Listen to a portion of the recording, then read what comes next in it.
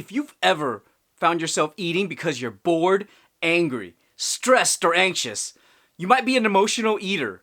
Here's what you could do about it.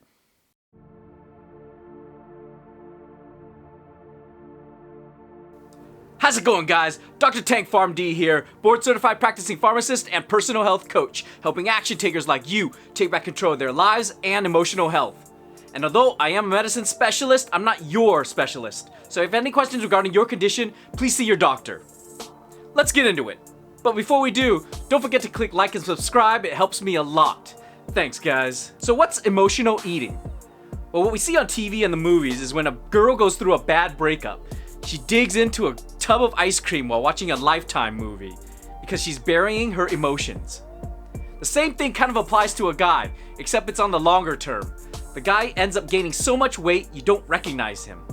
So with emotional eating, you eat to get that dopamine hit, which is that happy hormone. Food is the easiest and simplest way for us to get that happiness because we're feeling so depressed. Food is essential for survival, and the body lets us know that by giving a dopamine hit whenever we get food. So when we keep doing that, it becomes a habit and it's built into us. But the problem is food is delicious, especially when it's junk food. The problem with junk food, though, is that not only does it have no nutritional value, it's got tons of calories, and we feel awful after we eat it. Emotional eating just doesn't apply to sadness. Emotional eaters can turn to it when they're sad, angry, depressed, anxious, or stressed out. If you've ever found yourself reaching for the fridge or the cupboard and not really knowing what you're doing just out of boredom, you might be an emotional eater. So what can you do about it?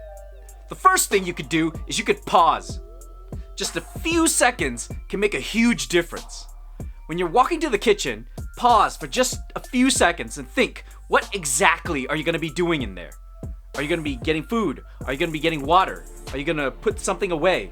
Make sure you think just a few seconds ahead of time, and that could save you tons of calories. The second thing you could do if you're an emotional eater is to ask if you're bored. If you find yourself going into the kitchen just because you have nothing else to do, you might be bored, and you want to fill that time doing something more productive. Let's say if you want to do something productive, you can put away your laundry, and then you could go into the kitchen and look for whatever you want to find. That way, you'll not only be rewarding yourself for doing something productive, but you'll be able to bypass that boredom for just a little bit, and that might make a huge difference. The third thing you could do if you're an emotional eater is to cut out the temptation entirely. I know that I love chips, and if I'm buying them, I'm gonna eat the whole damn bag.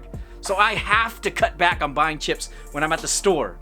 Like if they say 3 for $5, I'm only gonna buy 1. I know it's hard for me in the middle of the week when I'm craving chips, but that reduces my temptation by a lot. And if all else fails, the fourth thing you could do is minimize the damage. You can minimize the damage to all the calories you're gonna consume by drinking a cup of water and having a saltine. Those fulfill your body's need for water and a little bit of electrolytes because the saltine has a little bit of salt in it.